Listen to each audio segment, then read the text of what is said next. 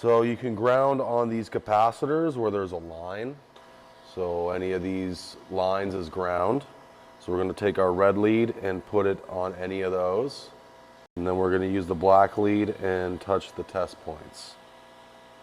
So we have around 0.5, 0.5, 0.5, 0.5, and 0.5. So now we just add some flux, add the heat. We want to make sure that it's nice and melted. As you can see, all the pinouts look kind of dull. They'll start to turn nice and shiny when it starts to melt. So we don't want to force it up. When it's ready, it'll be ready.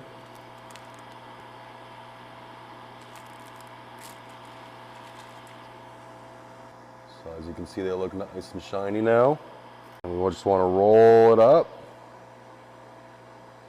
Take it off. Inspect the bottom of the chip.